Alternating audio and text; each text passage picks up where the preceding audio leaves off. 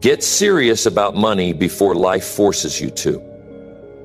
That's not just advice. That's a warning. That's a wake-up call. And I'll tell you why. Most people walk through life as if they have time, as if they can keep avoiding the hard decisions about money, as if somehow, someday things will just work themselves out. But that's not how it goes. Life doesn't wait for you to catch up. Life doesn't care if you're not ready. It will hit you with the full weight of reality, whether you've prepared for it or not. So the smart move, the responsible move, the move that changed my life, is to get serious about money before life backs you into a corner. When I was 25 years old, I was broke, flat broke, not just financially, I was mentally broke too. I had excuses, I had distractions, I had no real direction. I told myself things would change one day, but that one day kept moving further and further away. What changed everything for me was the decision to stop pretending and face my financial life honestly. Money affects everything. It affects where you live, how you live, who you can help, and even how you feel when you wake up in the morning. And that's why you've got to stop putting it off. You've got to stop acting like money doesn't matter. It matters a whole lot, not because it buys happiness, but because it buys options. It gives you control, it gives you freedom, it gives you room to breathe when life gets tight. People think the pain of budgeting or saving is hard. You know what's harder? Being 50 years old with nothing saved. Waking up one morning and realizing you can't stop working because your bills don't stop. Watching your kids struggle and knowing you can't help. That's pain. And that's the kind of pain that comes when you wait too long to get serious about your finances. You don't need a miracle. You don't need to win the lottery.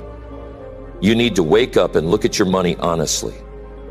That's where it starts. How much you're making? Where is it going? What do you spend without thinking? What do you owe? How much are you saving? Answer those questions without lying to yourself. That's how you take control. That's how you stop drifting. You stop letting life surprise you with emergency after emergency. You start building a wall of protection around your future. Getting serious about money means you stop trying to look rich and start trying to become stable. It means you stop buying things to impress people who don't even notice. It means you accept that comfort now usually leads to struggle later.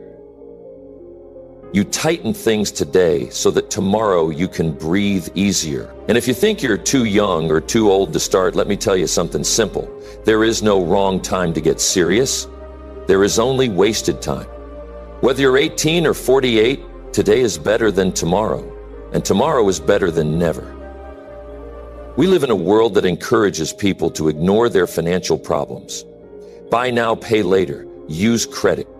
Get the upgrade. Treat yourself. And then what happens? The bills pile up. The stress builds. And suddenly, you're working just to stay afloat. You're not building. You're not growing. You're just surviving. That's not a life. That's not freedom. That's being trapped. So you have to decide what kind of life you want.